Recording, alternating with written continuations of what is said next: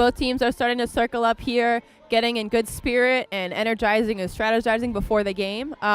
Ultimate is a very supportive community. We have a mantra or ideology called Spirit of the Game. It's really helped to reinforce the positiveness of this sport in the community as well. Again, because it's a self-officiated, self-refereed sport, Spirit of the Game really enforces players to not take advantage of this rule and trust one another and support the other teams and cheer each other on. And it's really a great part of this community. Yeah, absolutely. Frisbee's still a growing sport, so the community's relatively small but growing steadily, so teams do try to maintain on friendly terms with each other as we kind of play each other and play a lot of the same teams relatively frequently. Apologies for the buzzer noise there. We're figuring out our scoreboard here currently. William Mary singing the classic alma mater here as their warm-up cheer. Hoping to see some great offensive plays and defensive plays from this team in general. William Mary Darkhorse is led by captains Gus Norbaum, Gabe Westergen, and Johnny Malks. Johnny, unfortunately, tore his ACL earlier in the year, so he will not be playing tonight. He's not been playing all season. Johnny Malk spent the offseason as the captain of the United States under-20 club team. So he's one of the top college players in the nation, but he's unfortunately unavailable for action. Richmond tonight will be led by captains Ty Engelgert, Chris Selwood, and Pat Murray. All seniors, I believe, hoping to take Richmond to victory here tonight. Yeah, it looks like the teams are getting lined up. William Mary starting down on the right side, Richmond on the left. It looks like, based on the players in the field, that William Mary will be starting on offense. Their offense line is currently out, featuring both captains Gus Norbaum and Gabe Westergen. Richmond, that means, will be pulling the disc to them, starting out on defense. Yeah, and as we mentioned, although players do wind up playing both offense and defense if there's a turnover, teams do tend to have offensive lines and defensive lines. So players that either specializing in generating turnovers or players who are more able to work the disc down the field. So William Mary has a pretty set O-line. It's led by a strong hair in the core, anchored by Gus Norbaum. Anytime William Mary starts on offense, you can expect to see these players out, whereas they'll have a different set anytime they start on defense. After you score, you wind up becoming the defensive team, so the offense hopes to not spend too much time on the field. You know, they just want to score once, get off, and let the defense do its job. Once the disc goes off, we'll be starting our countdown clock. As you notice, it's 2 hours long. That'll help all of those viewing see how long the game has been going.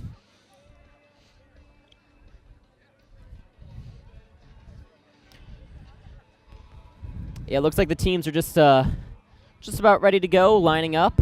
I think they're waiting for some signals from the observers.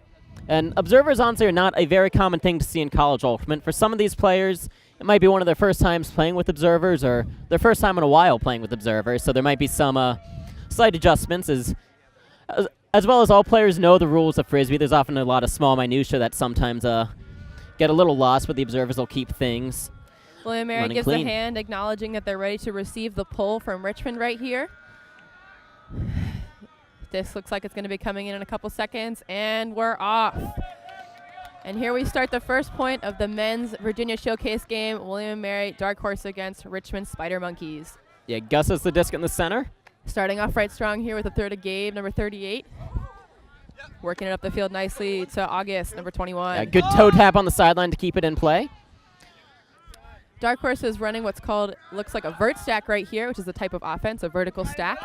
Typically have two handlers back and a line of cutters. Handlers are the ones who handle the disc more and are able to throw some of the throws that seem kind of impossible. Cutters are players who are able to move into open space and cut. You can see Gus Norbaum really goes about every other, where he gets the disc and makes an immediate cut to try to get it back. William Mary about 5-10 yards from their own end zone.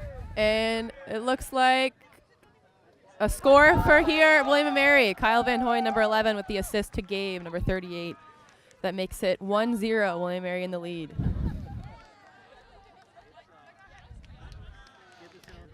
Yeah, that was a relatively, I don't want to say easy point. Darkhorse had to get a little crafty with some of their throws, utilizing the sideline and a couple of throws with some funky flight paths to get there, but they didn't turn the disc over at all and really were never in any situation where they looked in danger of doing so.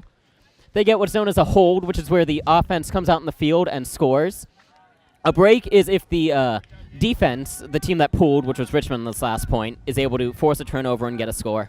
Definitely. The O-line on William & Mary Darkhorse definitely did its job without changing the possession of the disc and got a score off really quickly. So exciting to see them doing that so effectively so early in the game. We'll be starting off on defense now for William & Mary. Our D-line will be out, and Richmond Spidermonkeys will be receiving for this point. And you can see the coaches and captains are on the field. You have Ethan Downs, coach of William & Mary, as well as Johnny Malks, the aforementioned captain, out with an injury. Ethan Downs has a quite interesting career of ultimate Frisbee coaching. He did his undergraduate career at the University of Alabama, Huntsville. He's been the coach of the University of New Mexico Hanavirus. He played for the Nashville Night Watch of the AUDL, one of the semi-professional ultimate leagues, and then also played for Richmond Floodwall, a club team just an hour north of here in Richmond. So he's kind of traveled east, west, midwest, all across playing Frisbee, but his paths led him here as a first-year coach of the William & Mary Darkhorse. And the pull goes off, and William & Mary's D-line is out. Yeah, that was Taylor Gilman, number 99 from William & Mary Darkhorse with the pull. And a nice huck from number 30 on Richmond right here, completed by number 13. Close plays in the end zone right here. They're really close to the line, and that's a score for Richmond right there. That was number 21 with a completed pass. 2 throws and a score for Richmond. That makes it 1-all, and William & Mary's offense will get back on the field. One interesting thing to note about Taylor Gilman on the pool is you'll notice he's wearing a sling on his right shoulder. He's a natural righty, but has been switching to throwing lefty some due to some shoulder injuries. Darkhorse is a relatively young team. They have 2 seniors and Taylor Gilman, who's actually a 5th-year student earning a Master of Science in Business Analytics, the same program I am in. But other than those 3, everyone else on the team is a freshman, sophomore, junior. And of the 3 seniors, one of them, David Jensen's actually out tonight with a knee injury. So that makes their team even a little younger. Yeah, and although they may be a young team, they're definitely a strong team. Absolutely. A lot of their depth comes from the range of experiences they have. Although they may be young, a lot of their players have played in high school before, so they bring a lot of experience to this team and have made them pretty successful so far in this season. Yeah, so far, as Megan mentioned, they're 14-2 on the season, a very successful season. Both losses have been on Universe Point, which is where the game is tied heading into the last point of the game. They finished 2nd at the Mid-Atlantic Warm-Up. They're a tournament they hosted, losing to Vermont in the finals, and 3rd at the Oak Creek Invite. They've won their previous 2 showcase games against Mary Washington and James Madison. And next weekend they'll be attending Easterns, which is one of the biggest college tournaments in the nation, featuring 7 or 8 different teams ranked in the top 25. Darkhorse is currently ranked just outside the top 25, but will be looking to prove themselves at Easterns next weekend.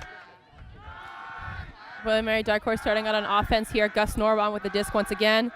A really poor handler of this offense. I don't know how much you guys can hear the crowd noise, but Richmond's sideline over there is doing some chanting, trying to bring their enthusiasm up and maybe throw Darkhorse off a little bit. But it seems like Darkhorse has been handling this pretty well. They've been getting some pretty consistent movement across the field. Amazing handler swings from them. Fortunately, a little bit of a drop from Darkhorse here. But yeah, it was a bit of a low pass and hard to haul in. And as we mentioned earlier, players have to play both ways. So William & Mary's O-line will have to play some defense here. You can see Gus Norbaum trying to dry his hands off a little bit. Good contested catch by Richmond there. William & Mary applying a lot of pressure. Sometimes it can take teams a point or 2 to get fully warmed up and into the game. We'll see if maybe some of these early throw jitters kind of get shaken off as the game goes on. Richmond real close here in the end zone line. It looks like another point for Richmond right here, caught by number 16, making it Richmond up by score 2-1 for Richmond. Yeah, and that, as we were talking about earlier, is a break where Richmond started on defense, was able to generate a turn, and scores a point. Really, breaks are kind of what make or break the, no pun intended, they make or break the final outcome of the game. It's kind of expected in high-level Frisbee that the team that starts on offense is able to score. As you saw, the first 2 points involve a single turnover. Because Richmond scored there, William & Mary's offense actually heads back onto the field. So you'll see a lot of these same players on for the next point. Yeah, it's been a pretty fast-paced game so far. These points not lasting more than about a minute on average. So it's been really exciting play so far from both teams. We'll talk a little bit about Richmond's season to date. We have some graphics and information for you right here. Yeah, right now they're sitting at 14-6 on the season. They're one of the top Division III programs in the country, Division III being the division that smaller colleges such as Richmond play in. They finished 9th at Division III Nationals last year. They're currently ranked 3rd on UltiWorld and 9th on USA Ultimate, 2 different rankings for Frisbee teams. They went 7-0 at the Furniture City Shootout, which was a tournament of just some of the top Division III teams, including an 11-7 win over number 4 Air Force, who was last season's national champion. And of their 6 losses, 5 of them came to Division I opponents.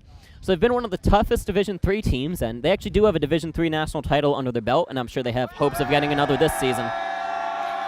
Some big cheers on the sideline here from William & Mary Darkhorse, but yes, Richmond is currently the #1 D3 team in Virginia, and although they are a D3 team, which may be considered not as good as D1 teams sometimes, you can't let that sway you.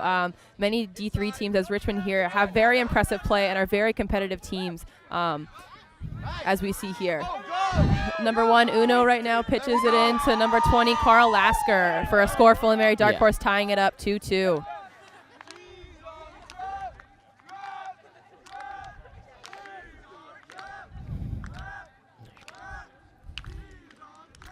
So again, William & Mary just scored for that point, tying it up. Carl Lasker with the point.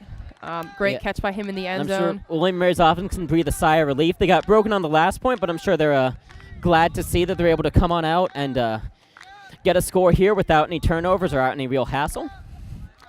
Sometimes breaks can start to come in pairs if players get in their own head too much, so it's good to see them right the ship there with a relatively easy score for William & Mary. Looks like the coaches and captains are back on the field to talk about their players and figure out their strategy. We'll see. Richmond did score in 2 throws last time they started on offense, so we'll see what they look to do here to try to mitigate that and prevent a similar outcome from happening. And it looks like one of the first raffle winners has been announced. Congratulations to Miss Westergen for winning the Food for Thought gift card right here. Yeah, and as we mentioned, if you keep donating on those links, some of the raffles are going to people in attendance at the game. We have a pretty nice crowd here on hand, but some of the raffle winners can also go to just anyone who donates, whether or not they're present here. William & Mary Darkhorse will be starting out on defense here with Lucas pulling the disc #4 right here. Richmond will be starting out on offense. Great pull here. Nice roller down the field as you saw the disc starting to roll, known as a roller.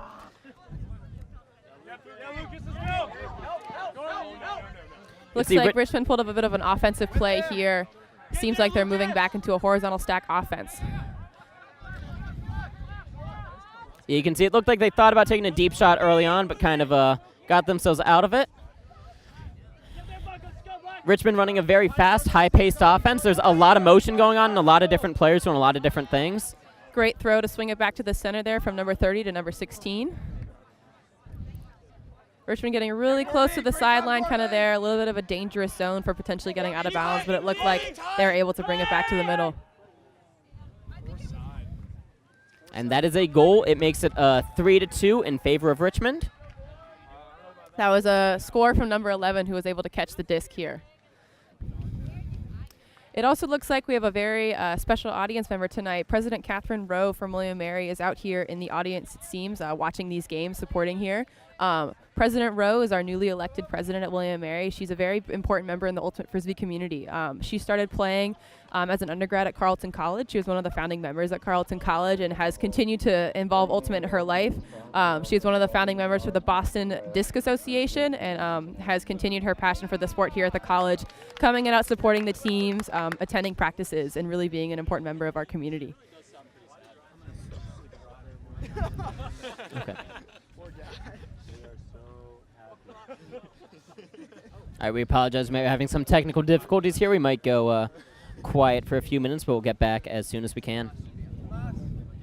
Enthusiasm is definitely really eminent here on the field. Both teams really cheering each other on and cheering on themselves. Lots of pole cheers and cheers in general between both teams. Definitely a very vibrant game. Yeah. Yeah, it's currently tied at a 3-all, though Richmond is on serve, going back on offense, so they're kind of up a break right now. The idea being that if from here on out the offense scores every time, Richmond would finish on top 15-14. I describe it as relatively unlikely that that pattern continues for an entire Ultimate Frisbee game, but it's also hard early on. Sometimes teams are still kind of doing a little bit of checking each other out. They'll throw a few different looks early on to try to get a sense of how teams respond and react to different things. William & Mary Darkhorse on offense right here. Taylor Gilman on the mark, number 99. The really impressive mark right here. But a great catch from number 13 on Richmond, who was able to recover that fumble. That throw came in a little high. He bobbled it, but tipped it back to himself. And that's always an important thing to remember. The disc isn't down until it actually hits the ground. For those of you who watched the earlier game, you saw more than a few throws that were kind of bounced around and deflected before being caught. William Mary is making Richmond work hard for a lot of these, but so far they've had some very sticky hands hauling just about everything in. Yeah, although the wind has died down a little bit today, you still can't predict always the path of the disc sometimes, so they may be a little loftier than you expect, so you always got to have good field awareness to be able to react and recover that disc. Yep, Richmond's kind of been, well, they get it in the center there after a few throws trapped on the sideline. They're about as close to the dead center of the field as you can get. And again, Taylor Gilman with a great deflection there. But Richmond hauls it in. Another great catch. 13's had a few catches that have been pretty difficult, but he keeps hauling them in. Yeah, they've been having some really great upfield movement here, looking for that point. They're pretty close to their end zone, but unfortunately the pass is incomplete, and it is a turnover, so William Mary will start on offense. Yeah, and that is, I believe, the first turnover that William Mary's defense has been able to generate, so we'll see what they're able to do with it here. They are going to start kind of trapped in their own corner, about 70 yards from the end zone, which it's a bit of a tricky situation to be in, but we'll see what they do with it. Jonathan Collins started with a disc, a senior from Omaha, Nebraska. One of the main handlers on this D-line here for Darkhorse. He's moving it up the field pretty quickly. Nice deep shot from him right here to Bryce, number 13, who completes it. Great throw here, a little body action, but he still maintains possession of the disc. Yeah, it can be a little tough here because he caught the disc while everyone else was downfield. Jonathan catches up quickly to get him the reset. Seems like it's going to be Jonathan and Taylor acting as the D-line handlers for most of the night. Two of the most experienced players on the team. They're looking for a cutter to make some moves in the end zone to hopefully get a point for William Mary Darkhorse right here. When you catch this, you only have 10 seconds to throw, which is why there's been a lot of back and forth so far between Jonathan and Taylor. They're both resetting the discs to each other. And an almost layout disc for William Mary. Or, sorry, my apologies for Richmond. A good try off the tip, but some solid defensive play by Richmond there.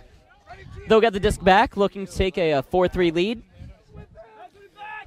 Turnover right here for Richmond. It looks like there's a little bit of miscommunication about whether he was in bounds, so resetting that play right here, but they will be starting out on offense. Yeah, I think there was also a pick called downfield, so that'll cause some reset. Unlike other sports, picks are not allowed in Ultimate. A pick is when you have to run through a player or there is some sort of obstacle in order to catch up to whoever you are guarding.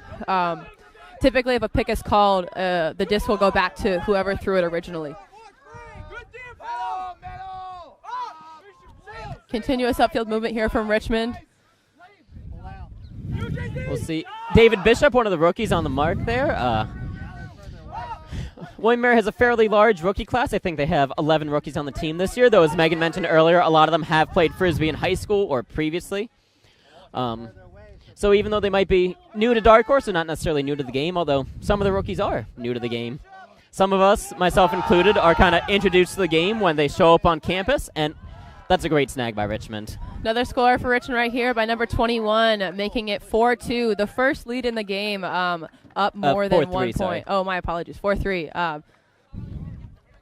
Richmond's still in the lead as of right now. Still a pretty close game, so we'll see what happens. Richmond generated the one break early on, but since then it's been back and forth, although William Mary's D-line did generate a turn there, which is what you want to see from your defense. They didn't quite capitalize on it, but it's always good to generate turns on defense. As you mentioned earlier, Catherine Rowe was present in the game tonight, the newly elected president of the College of William Mary, the first female president of the college, and the first Ultimate Frisbee player president of the college. She was previously the provost of Smith College and did her undergrad at Carleton, which is one of the Frisbee powerhouses. As Megan mentioned, she co-founded both the Boston Ultimate Discus Alliance and Carleton's women's Frisbee team. She was also a World Ultimate Frisbee Club finalist. It's pretty exciting to have someone like Catherine Rowe in office, not only being the first female president, but it was definitely neat for everyone in the program. You know, usually when a college elects like a provost or chancellor or someone, it's an academic type you're not too familiar with, so it was neat to have an instant connection such as Ultimate Frisbee with her, and she is a supporter of the program, as we mentioned, coming by to some of our practices and to the game tonight. Yeah, she is here on the sidelines with us, cheering us on a bench nearby, and it looks like here that Richmond's going to start off on defense again, pulling the disc to William Mary Darkhorse on offense. Great pull here from Richmond. Pretty good hang time on it, though it's drifting to the right, and we'll see. It looks like it did land out of bounds. If a pull lands out of bounds, the player picking up the disc is allowed to bring it to the center of the field, which is advantageous for the offense because they have more space to work with. Yeah, the sideline can almost work as an 8th defender at times, so not needing to worry about that's always great. Great movement here from Darkhorse. They appear to be in a vert stack offense. Gus Norbaum, again, touching almost every other disc. He's a really integral part of this O-line and a really key handler. He has some club experience playing for DC Truck Stop this past summer. Truck Stop being one of the top men's club teams in the country. They often finish in the top 5 or top 10 at the end of the season. Aaron Groves, also known as Uno, the team president with the disc. That's a great catch by August Wagner.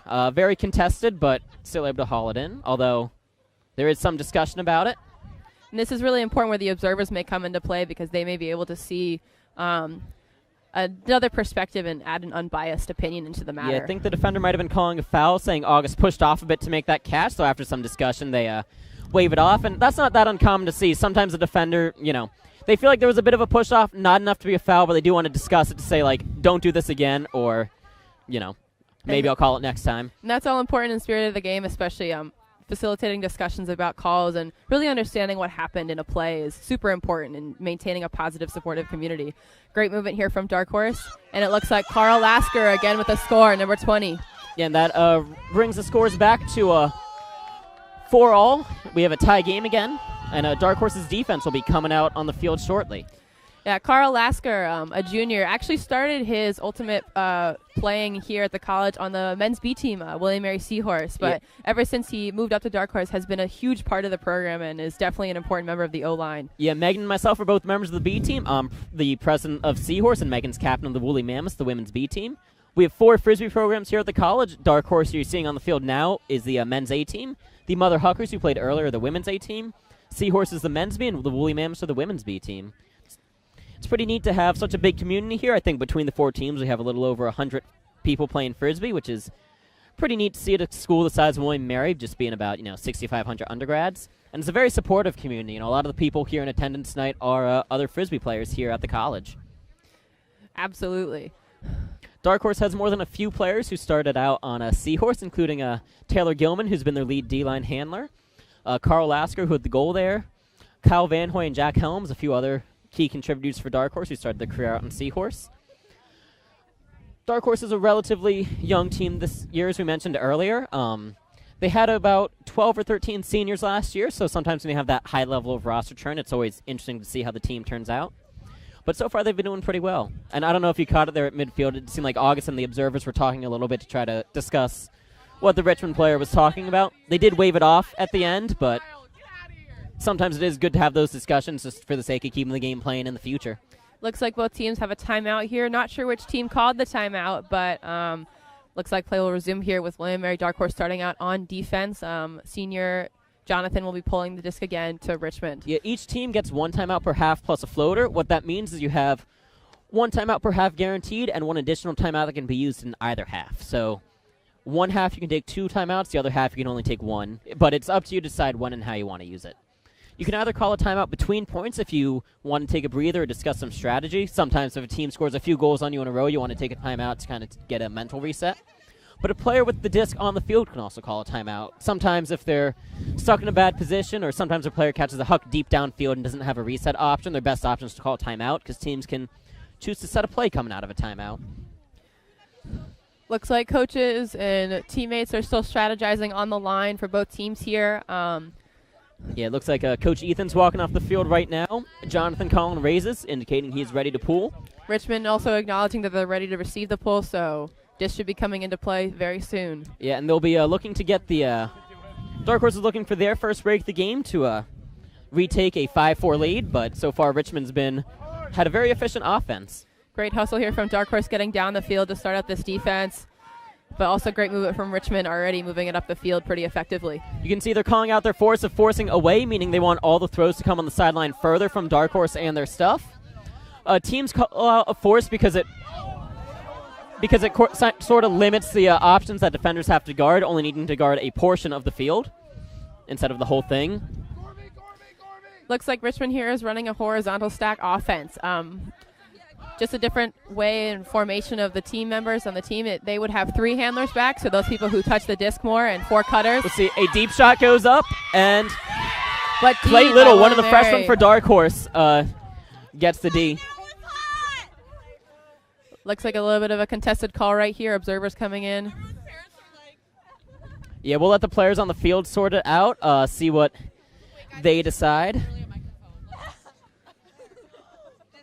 Unfortunately, I don't think either of us have played too many games with observers, so it looks like they do rule no foul. Oh, and unfortunately for Clay, he gets hand blocked right there, so Richmond is able to generate a turn right back. A hand block is when you're covering someone with the disc, and they release the disc, and you're able to knock it down before they can actually complete the pass to another person. Sometimes it can be a little tough. If you catch a D like Clay did in the end zone, well, so you have to start with the disc, although in theory you're supposed to take it up to the front end zone line. I don't believe Clay did there, and that is a goal for Richmond to make it 5-4, but it can be tricky because it means one of your handlers isn't starting with the disc and someone else has to, and as you saw there, unfortunately it didn't work out there for William and Mary. Richmond reclaims a 5-4 lead. And that was caught by number 21 on Richmond. As we mentioned earlier, the game has a 2-hour time cap, although we're only about 25 minutes in and already 9 points have been scored, so it's been going at a pretty quick pace so far. Neither team's had a really long marathon point where both teams commit turnovers. There's been 1 or 2 turnovers per point at most, and then they've been able to work it in. Yeah, as you notice, these points have been relatively short. Tyler mentioned the term marathon point right here, which can be points that actually last for up to 15, 20, even 30 minutes. So endurance is really important in this game if you're stuck in a situation like that and have to play for that period of time. Unless the player gets injured, you're not able to substitute on the fly during a point. So players often just have to grind it out and keep running around. We've mentioned a couple of times that Richmond's a Division III program. What that means is there's really 2 divisions of Frisbee in the college level, Division I and Division III. There's no Division II, could not tell you why. Division III was first created in 2010, and it consists of schools with a total enrollment of 7,500 or fewer. William and Mary with 6,500 undergrads and about 1,500 grad students just clears that barometer at 8,000. The Richmond Spidermonkeys actually won the Division III national title back in 2017. Teams in Division III can't choose to play up a division if they choose, but teams in Division I can't play down. And that's only for conference and championship tournaments. It looks like the pool comes back in, and William Mary's offense is on the field. Gus Norbaum again with the disc off to Carl Lasker, number 20. Great throw from Carl Lasker here to Kyle Van Hoy with a little bit of a tip still off. up and then swatted down. Looks like number 0 on Richmond was able to recover that disc and take it turned over to a different possession. William Mary's offense will try to play some defense, generate a turn to get the game back to 5-5. Looks like they got some pretty tight defense here, playing really aggressively, going after the disc 100%, which is what you want to see on a defense. Yeah, it can be a little hard when you just get scored on to get back and play defense, but they're doing a good job here. And turn here Gavin from Grossman, Richmond. a freshman with a bit of a kill there, though. That just sort of sailed over, but it's always better to swat a D down to play it safe than anything. Some of the William Mary players are giving him a little laugh at the sideline for the gentle way he knocked that disc to the ground, but better safe than sorry, and if you can kill a disc, you always should. William Mary offense right here doing a great job of working the disc up the field, getting some great movement with the players here. Gabe, Yeah, they're trapped on a sideline right now a bit. They get the disc back to Gus, as they often do. Gabe with a little bit of a bobble, but he's able to recover and maintain possession of that disc. Gus again with the disc here to Uno, or Aaron Groves, number 1. That disc and is a little floating bit in of a the read, air, and then unfortunately, the disc is knocked out of bounds, although a call has been made. Kyle's going to call a foul there. I think he's saying the Richmond player pushed off on him a little early. We'll see what they discuss. We can't really hear down from our broadcasting booth what they're saying, but hopefully they get it resolved relatively quickly. It looks like the Richmond player might also be a little injured and is slow to get up after that. And again, these observers coming into play for this game, able to provide another perspective. Looks like we have to run a medic out in the field because of a Richmond player being injured. Not sure quite yet what's wrong, but he's sitting down on the ground, so yeah, it looks like he's got a little bit of a leg pain there. Hopefully everything's all right with him, and it's just a little soreness, but there is a trainer coming out to take a quick look at him. Again, as Tyler mentioned, you are not allowed to sub any or have any subs during a point of within a game unless you are injured. So if this player is going to be out for the game, someone is allowed to come in for him and play. Yeah, and if one team has an injury where they have to substitute a player, the other team's also given the option to substitute even if no one's injured. So that's the only time you're allowed to substitute without an injury on your team. It also looks like we've resolved some of our technical difficulties, so there'll be no need to switch, and we'll be able to continue live streaming from this service. So, Yeah. And it looks like the Richmond player is being carried off the field. Yeah, he's able to walk off the field with some help, but it's good to see that he's at least able to put some weight on himself and walk off the field. Absolutely, and that trainer is right there with him, able to provide care immediately. And it looks like Kyle Van Hoy, William Mary Darkhorse, will maintain possession of the disc. He's going to be starting on the edge of the end zone, so not quite in, but a really great opportunity for It looked like when that disc was in the air, the Richmond player had a decent read on it, but he hit Kyle before he hit the disc. And then, and that is a goal to get it back at 5-5. That was an assist from Kyle Van Hoy to Gabe Westergen, number 38. Yeah, Kyle Van Hoy, one of those players who started out on Seahorse, the B team. It's been a pretty exciting, tight game so far. Tied up right now, 5-5. Should be interesting to see how this game continues. If one team is able to score 8 points within the next 8 points eventually, we will take half. We are playing a game to 15. And as we mentioned earlier, tonight's game is benefiting Here for the Girls, which offers support and resources for young women with breast cancer. We do just want to remind you that there's donation links available, and we still have a bit of a friendly competition going on to see which team can wind up with more donations. It's a great organization. Hopefully we'll have a quick message for them at a halftime or at some other point in the game. You can find our donation link information on the William Mary Ultimate Twitter. It's at WM Ultimate. Both teams are still eligible to donate, so keep that donations coming in. Yeah, absolutely. So far it's been about $2,000 worth of donations, which is fantastic to see. Even if it's currently in favor of Richmond, it doesn't really matter when it goes to charity at the end of the day, which just school generates more. Coach Ethan Downs walking off the field from WM Darkhorse. The D-line is back on. Taylor Gilman going to be pulling with the disc. And despite the shoulder injury, it seems like he still is doing his pulls right-handed. He is able to generate more power using his natural throwing hand as opposed to an offhand. There were a couple of games earlier in the season where he was playing and throwing exclusively lefty, but though he's still wearing the sling, I guess his shoulder's at a point where he's comfortable throwing with his right hand. And the pull is off. Richmond picking up the disc, starting out on offense here. Looks like they're doing a little bit of an interesting offense here, trying to get some deep shots really quickly down the field. Yeah, they have a lot of their cutters. Number 13, but incomplete, so turnover right here. That was a very tricky catch for that Richmond player to make. That disc was coming in with a lot of speed and an angle. It's very hard to catch a disc coming in angled. It's a lot easier to catch it if it comes in flat. So, well, it's a drop. The player had a good read on the disc, and it would have been a very tricky and impressive catch to haul it in. Taylor Gilman starting off with the disc here for Darkhorse on offense. Looks like they're running some sort of play, trying to get the disc to senior handler Jonathan. Yeah, it seems like both teams kind of ran a bit of a play at the start. Richmond had all their players set up in a side stack where they pushed their players towards the sideline, whereas Darkhorse kept their cutters in the middle of the field, but they had a couple of pre-planned cuts coming out. Looks like they're running somewhat of a vert stack here, but unfortunately a turn from Darkhorse. Richmond now going to be on offense once again. Yeah, William Mary's defense has been able to generate a couple of turnovers, but they haven't been able to punch it in, which is, if you're the defense, you have to trust that the opportunities will come eventually, but if they keep generating turns, I'm sure they'll be able to punch it in eventually, but for now, Richmond's back on the field about 20 yards from the end zone. Number 30 right here with the disc, up to number 13, back to 30 again, really close right here, looking for someone to get him to score. And completed by number 11, and that gives putting Richmond in the lead. Yep. Yeah, they go back to a 6-5 lead, sitting on top. As we mentioned briefly earlier, Darkhorse last season made college nationals, which is where the top 20 teams in the country get to compete for a title. They finished tied for 13th. It was their first nationals appearance since 2004. They were able to punch their ticket to nationals with back-to-back wins over UNC Wilmington and Virginia Tech. And while at nationals, they notched wins over Georgetown and UNC, who were actually the eventual national champions. They were the only team at nationals to beat UNC over the weekend, so that was a pretty big win for them and pretty impressive for the program. Yeah, so both teams here tonight did attend nationals last year, although they were in different divisions. These are both very high-caliber teams and both looking to actually attend nationals again this year. Yeah, Richmond, the Spidermonkeys, have made Division III nationals 4 times in 14, 16, 17, and 18.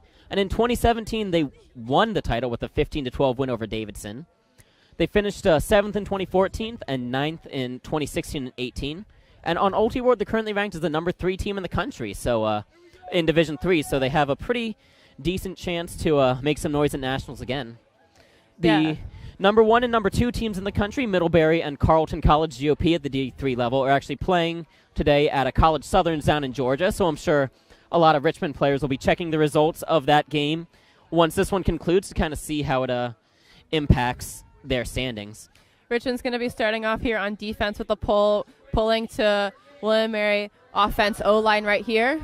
Looks like handler Aiden, number 49, a freshman on William Mary Darkhorse, starting off with the disc to Gus. And this time a Darkhorse starts out in the side stack, and Aiden O'Connell, though he's a freshman, played for a Triforce, which is a youth club team in the Triangle area in North Carolina. The Triangle area being Raleigh, Durham, and Chapel Hill is kind of a bit of a Frisbee powerhouse area. A lot of big youth teams and top-tier college teams from that area. UNC currently being the top-ranked men's team in the country, and their women's program's also top 10. Looks like a pick was called a little bit earlier on, but Gus still maintains possession of the disc, looking for a deep shot right here to either Carl Lasker or 26, and it gets to Carl, number 20, who ties it up again. Yep. Sixes here. And the observers rule them inbounds. I know we said earlier that observers don't get to make calls. They will, however, rule on a player being in or out actively while on the field, and they put the hands up, signaling a goal or a touchdown for those of you who watch football, and that ties the game back at 6. Definitely got a big crowd out here tonight supporting both teams. It's really amazing to see all the people who have come out to support the community in this game here, and definitely some exciting stuff that we've been seeing. And as we were talking about earlier, both these teams have nationals level aspirations. The way Frisbee works is teams are placed in a regional-based conference. Both these teams play in the Atlantic Coast, William Mary being Division 1, Richmond Division 3. And each conference receives a set number of bids to nationals based off how the teams are standing. The Division 3 Atlantic Coast could get pretty interesting because right now there's only a 1 bid for nationals, but you currently have Richmond ranked 3rd in the country, Mary Washington ranked 8th, Davis 17, and UNC Asheville 22. So you have 4 top 25 teams currently competing for 1 spot at nationals, which will be pretty exciting to follow in a couple of months. Conference champions happening in the middle of April generally. Yeah, absolutely. At least on the Darkhorse side of things, they have one more tournament before they enter their conference championship series. The way it works is that you attend sectionals, so you compete with teams within a subdivision of your actual region. If they are able to rank or place at a certain position within sectionals, they move on to regionals. And if they place in the top 3 regionals, I believe they would actually win a bid to nationals, which will be held in Austin, Texas this year. Yeah, it'll be interesting to see. There was some controversy in the Frisbee community, I would say, when it was announced, because Austin, Texas can reach 100 degrees easily in late May, Memorial Day weekend when nationals are happening. So some players were concerned that it might be dangerously hot at times on the field, but USA Ultimates announced some preparations for that involving making sure there's proper amounts of water and shade available at the fields, but we'll see how it plays out. Usually nationals takes place more in the north. I think this past year was Milwaukee. All right, Richmond starting out on offense here. William Mary Darkhorse on defense with their D-line. Pretty strong performance from Richmond so far, working the disc up the field. Unfortunately, unable to catch the disc on a layout there, so turnover possession. That was a very good attempt, but they weren't quite able to haul it in. And Jonathan Collins is taking a point off, so it is, I believe, Lucas Reichert, a Darkhorse freshman, and Taylor Gilman leading the handler core for the D-line. Lucas, another freshman who played YCC for Foggy Bottom Boys, the YCC standing for Youth Club Championship. Foggy Bottom Boys, a D.C. area team, are actually the 2018 YCC National Champions, so the top youth club team in the country. Jack Buckles right now with the disc number 9 on Darkhorse with Taylor Gilman, number 99, who's looking for some help right here from Lucas, as we were previously talking about, able to reset that disc. Yeah, and since you only have 10 seconds to throw, sometimes it is worth losing a few yards or staying on the sideline to get a throw off and reset the stall count. Looks like there was another pick here, but disc resuming in play right here. Yeah, and you can see they've had 2 or 3 throws in a row, kind of just going backwards between Taylor and Lucas. Another one there. They're not liking the downfield options that they have, so you're better off completing a pass than not. Lucas with a bold deep shot right here, caught off by number 28, Clay, here on Darkhorse, but it looks like a call was made. Yeah, it seemed like the Richmond defender hit the ground, so he's going to call a foul there. We'll let the players talk it out on the field. Observers coming in to make some commentary about the play. Yeah, we'll let the players on the field discuss. I don't think they want input from us in the peanut gallery here, so We'll see what they Absolutely. say. The observers kind of confer by themselves, so if the players do choose to turn to the observers, they know what they're going to rule. If that foul by the Richmond player is maintained, the disc will go back to, I believe, Lucas, who had the disc before it was thrown off. However, that foul is contested. Clay, who just got the disc downfield there, will maintain possession and will be able to start the play from there. Yeah, and I think for Lucas, it was a bit of a punt. They kind of just kept resetting the disc backwards, and the stall count was getting up there. So at some point, they just wanted to throw it downfield and say, worst case scenario, we turn it over on our own goal line and make Richmond play offense all the way down the field. Whereas if they turned it backfield where they were earlier, Richmond would get the disc on a pretty short field. So it looks like the foul is maintained, so the disc will be going back to Lucas. Actually, as an uncontested, the observers ruled it was an offensive foul, so because of that, I believe it's actually a turnover, saying that the Richmond player would have gotten the D if not for the foul. All right, so as Tyler was saying, Richmond will be going into offense here. There is a turnover. Looks like they're trying to figure out what type of offensive strategy they'll be adapting you don't here. actually see a ton of offensive fouls. I think you tell both Megan and myself were not 100% certain how the resolution will work out, so that's sometimes a benefit of playing with observers. I think usually without observers, that foul just gets contested, sent back to the thrower. Absolutely. Richmond working it up the field here. Number 15 with the disc currently off to 30. 30's been a pretty consistent handler for Richmond today, pulling off a lot of great throws. Yeah, we'll see. Richmond has the disc 30 is just past the actually the midfield mark. He president of throws the up a team. hammer and over-the-top throw. Oh, and that was a pretty-looking throw. There was a bobble on it, and he was not quite able to haul it in. A hammer being an over-the-top throw, as you can see, it was a bit of an unconventional throw. Most players stick with a traditional flick or backhand, but it got to the receiver in time. But you only see hammers 2 or 3 times a game, so sometimes players have a harder time reading or catching them because they come in at a different angle and different flight path than most throws do. Yes. Lucas has the disc in the center of the field, on his own goal line. You can tell he's waiting for some sort of downfield option. Some nice Taylor movement Gilman from and Taylor Lucas, Gilman. pass it back and forth. They've been doing a lot of that at this point. Nice cross-field throw to Jack Helms, number 23. Also a Seahorse alum. He gets here it in on the center. Darkhorse. Yep. Resets it to Lucas. Lucas throws it around to Buckles. Throw came in at a pretty steep angle, but he was able to haul it in. Able to. Oh, unfortunately, he is turning little the disc. too high, and a little Lucas bit of a wasn't- bumble in yeah. that catch. Richmond starting out on offense, number 30, who is the president of Richmond Ultimate here. Yeah, president of Richmond Ultimate, not president of the, unlike Catherine Rowe. Not completed yet, just on the end zone line. About another inch forward, and they get a goal there. William Mary Darkhorse doing some great defense here, but unfortunately it does complete it to number 21 on Richmond, and they are up 7-6. And that gives Richmond a 7-6 lead. As we mentioned earlier, halftime occurs when a team scores 8 goals. So if Richmond scores the next one, it's half. If William Mary scores 2 in a row, it is half. Definitely So a either great way, game we're here. getting relatively close to the midpoint of this game, despite not quite being anywhere close to the midpoint time-wise. Only about 40 minutes have passed on the real clock. I think the score speaks for how close this game is, though, and how competitive it is. It's really been neck and neck for this entire time, with no team having a lead by more than 1 point, it seems, for this entire game. And it lasting for this long, it definitely adds to the intensity. Yeah, it's been a pretty fun game to watch so far. It's been a back-and-forth battle. It's one of those games that could come down to the final wire, and really every little throw, every little cut, and every little catch you make has an impact. Definitely, and the crowd seems to be loving how close this game is and how intense. A lot of cheering, a lot of enthusiasm. Definitely been an exciting game to watch so far, and hopefully exciting for you all watching at home. Yeah, I think it's been an absolute treat, especially now that we have the stream back up and working, to our knowledge at least. Looks like both teams are conversing with coaches at least, or getting there. William Mary acknowledging they're ready to receive the pull. Yeah, I think Darkhorse is aware how big of a point this is. Darkhorse started out on offense, so once halftime is reached, the team switch possessions. So once halftime hits, Darkhorse will come out on defense and Richmond on offense. So Darkhorse knows if Richmond scores here, they go into half 8-6, and Richmond will get the disc coming out of half. So that could put Darkhorse in a dangerous situation since they've yet to get a break this game. Yeah, what they're really trying to do here is tie it up and then hopefully take half. Oh, but it looks like Not that a pull great is out pull of from bounds. Richmond that sails out of bounds just past midfield. So William Mary will get to take the disc in the center of the field. The center of the field left, right, and about 5 yards behind the center of the field vertically. Gus Norbaum starting with the disc again. And that's a pretty ideal situation to be in because really any of Darkhorse's handlers can throw from here to the end zone with a pretty high degree of accuracy. Gabe has to use all of his frame to haul that disc in. Oh, and it's a turn for Darkhorse right here. Yeah, I think they tried to work the sideline a little too much. I think Aiden had to try to toe tap on the sideline and haul it in one-handed, which is never easy to do. Richmond really working it for here. Again, if they score this point, they do take half, would be really advantageous for them. So definitely the pressure is on for the Darkhorse defense.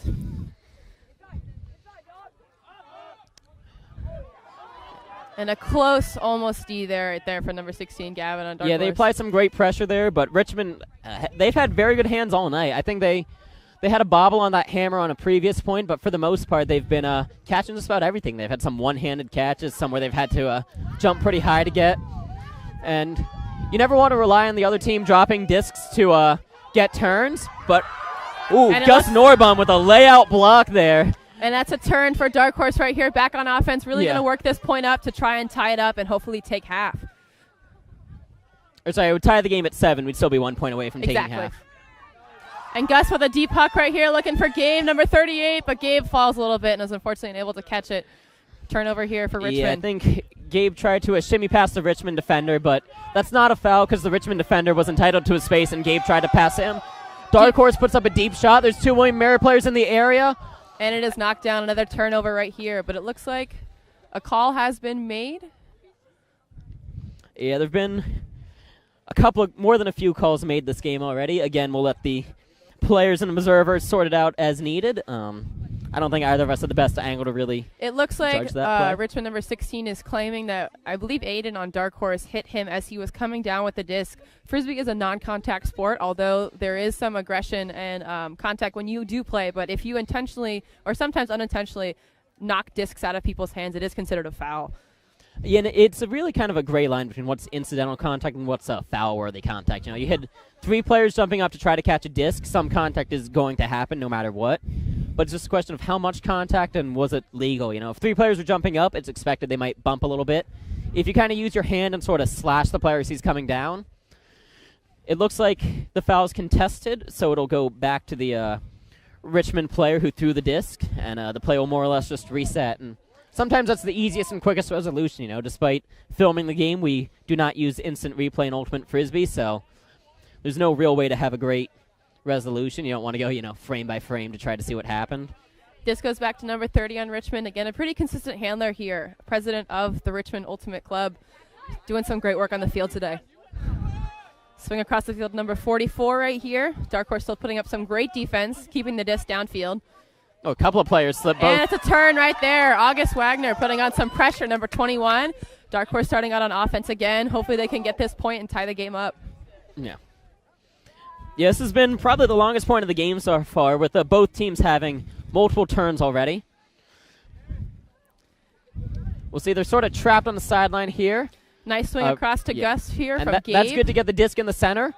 He puts a point throw up to Aaron, number 1, president of William Mary Darkhorse, to tie the game 7-7.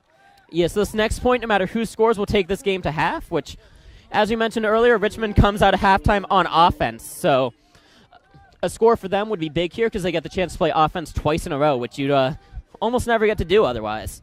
Yeah, this point's definitely going to be very important for either team because whoever scores will be taking half, so the pressure is on for both sides.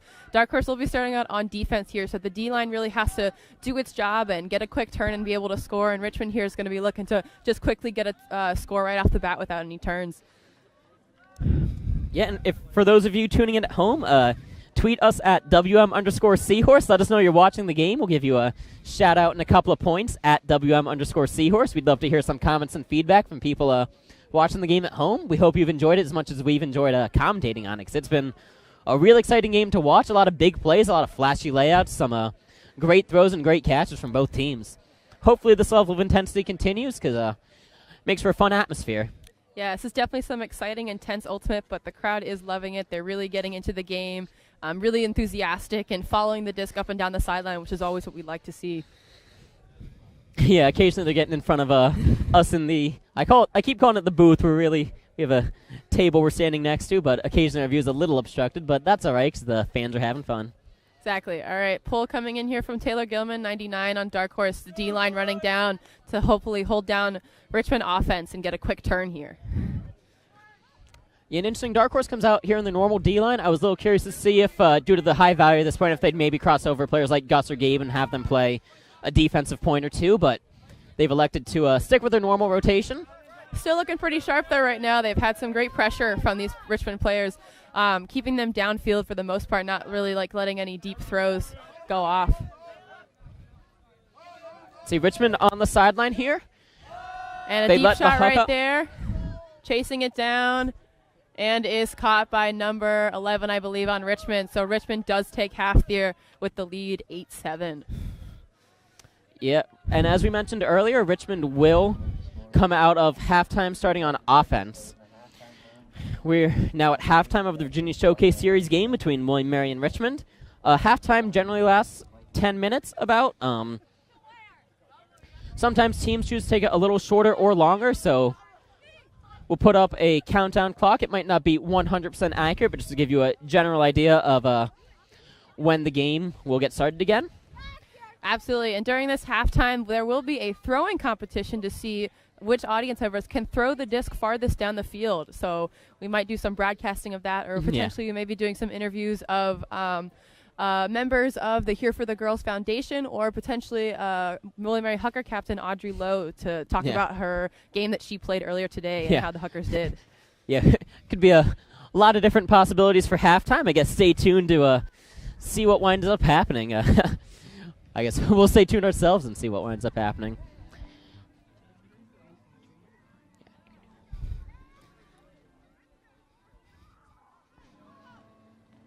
You can see the Darkhorse players are currently huddled up a little bit, discussing some strategy. They're getting a message from their coach.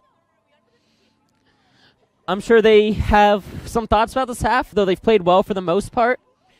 There have been a couple of rough spots. You know, if you're the offense, you've had a few more turnovers than you'd like. If you're the defense, you haven't generated quite as many turns as you'd like.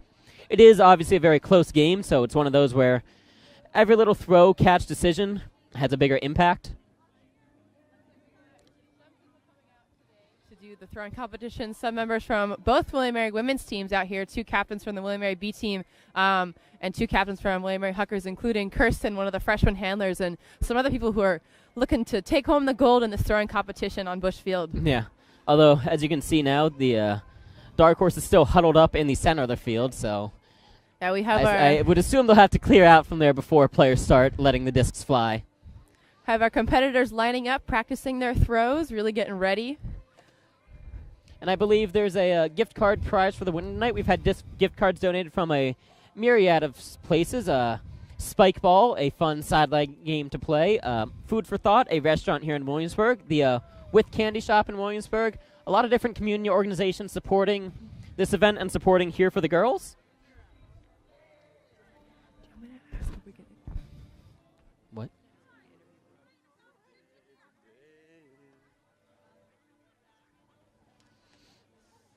Yeah, as we've mentioned a couple of times, I do just want to keep shouting them out because they do fantastic work. Here for the Girls is a Williamsburg-based organization that helps support young women with breast cancer, offering them a lot of resources and support, helping them through a difficult process.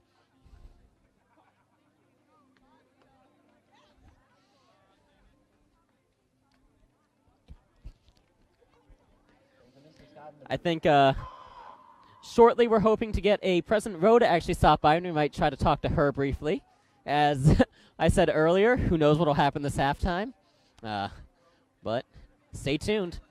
We'll be back to a pretty high-quality frisbee game in 6-7 minutes, so just stay tuned. Looks like this throwing competition is going to start in a couple minutes. Yeah. David Jensen, the tournament director and the organizer of this Virginia Showcase game, organizing this effort here to see throws. Yeah, as we mentioned earlier, David Jensen, unfortunately out for the game with a knee injury, one of Darkhorse's seniors. He'll be off to law school next year. He's deciding between a couple of options. He actually just flew in back from Denver. His flight arrived in Richmond at about 2 p.m. today. And then right afterwards, he's hurried on over to the field as the first game here, the William & Mary Huckers versus the Richmond Red Hots, kicked off at 5. Yeah, David Jensen's been has made a huge effort into really organizing these showcase games and really making an impact before he graduates on the Ultimate community locally. Organizing games like this together, or also incorporating local organizations like Here for the Girls or the youth game that was played in between the women's and men's games tonight, and has seriously made a huge impact and will be missed next year for sure. Absolutely, yeah. Some players on the field letting it rip as far as they can, getting a couple of good rolls to have the disc careen further. I don't quite know if the contest is based on furthest distance in the air or after a roll.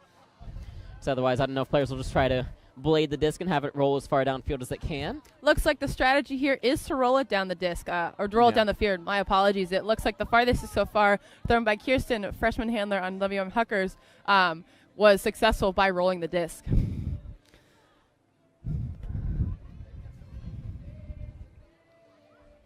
Still got a couple people in this competition. Once we determine the winner, we will probably try and interview President Rowe here for a little bit and talk to her about the game. And maybe about being president of the college as well, I guess. Definitely, for sure. Although, I don't know, she probably spends enough time talking about that and maybe would prefer to talk about something different. Change of pace for her. Absolutely.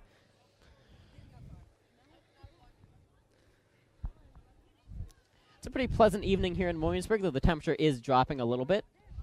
We'll see if the sun's obviously set several hours ago and it's getting a little colder. We'll see if that has any sort of impact as the game goes on.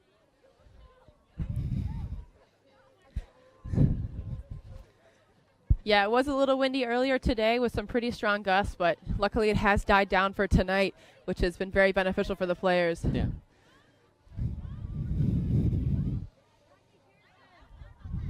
You can see the William & Mary and Richmond players are pretty focused in on the game. They're not paying too much attention to the halftime festivities. They're both want to come out in the second half and win the game.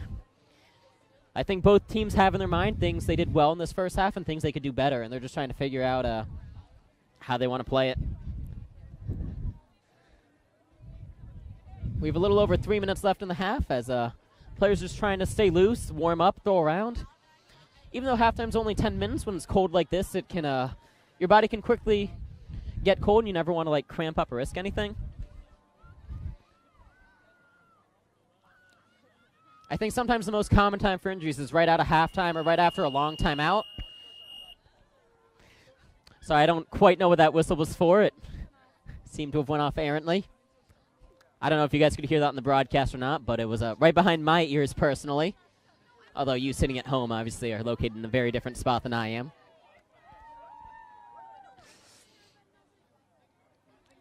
But as I was saying, sometimes one of the more common times for injuries is right out of halftime or right after a timeout. The players, if you're just standing around for too long, it's not uncommon to pull or tweak something if you go from standing around to a lot of action. And I believe we do have a exciting halftime guest, president of the college, Catherine Rowe. All right, so we are here with President Rowe, president of William & Mary, newly elected this year, really big member in the Ultimate community, especially at William & Mary here. So how have you been liking the game so far? I'm really enjoying it. I am liking the speed of play, the intensity, and it's just great to be out with the rest of the players and parents and our opponents here. That's awesome. Can you talk about a little bit about your Frisbee career? Well, it started the first week that I walked onto Carleton College's campus, and I was invited out to a pickup game in the bald spot, which is like the sunken garden, by my RA on my floor. And I remember still really clearly he threw me a long pass to the end zone. I was fast, but I'd never played a team sport, but he just put it out in the end zone, and I ran it down. And I can remember catching that disc, what a thrill it was, and how fantastic to be part of a team. Yeah, I think that's true for a lot of us here, where a lot of people have never played Frisbee before coming to college, so a lot of it's, tossed around in the sunken gardens, or I guess the bald spot at Carleton, and showing people just how great this game is. It's an amazing community. It's a community that's defined by a sense of inclusiveness and an ethos, a spirit of fair play and joyful competition, and I have always loved that. Yeah, absolutely. How have you felt about your first year here as president of the college? Oh, it's a blast. It's an amazing community. The welcome to Bruce Jacobson, my husband, my family, has been so warm, and we love it here. It's fantastic. I guess it's a little warmer here than it's been at some of your previous colleges I like located it warm. down here. Yeah. I've decided I really am a warm weather person. Yeah. Well, It's wonderful to be playing this early in the season. Yeah, absolutely. Yeah. What will you be looking for from William & Mary Darkhorse in the second half here as they are moving into this half down? Okay, I'd like to see them use the whole width of the field more, especially on the reset. I'd like to see them break the mark. They were starting to do that at the end of the game, which was pretty exciting. Yeah. And they were effective when they were breaking the mark. So those would be the two things I'd like to see on offense. The D is looking terrific. Yeah. They have forced so many opportunities for breaks. If they play with the same intensity, they'll continue to force opportunities for breaks. Yeah, definitely, Absolutely. It looks like both teams are lining up, but thank you again so much for talking with us and just being such an important supporter of the Ultimate community here at William & Mary. It's great to be here. Thank you. Awesome. Thank you. All right, so as we did mention, those teams are starting to line up again for this second half here. Richmond is up by 1. 7-8 is the score. William & Mary is down. They will be starting on defense here. Richmond will be starting on offense, which will be pretty advantageous for them. Getting some sideline cheers here from William & Mary Darkhorse to bring up morale and spirit and enthusiasm here to bring some energy into this second half. Yeah.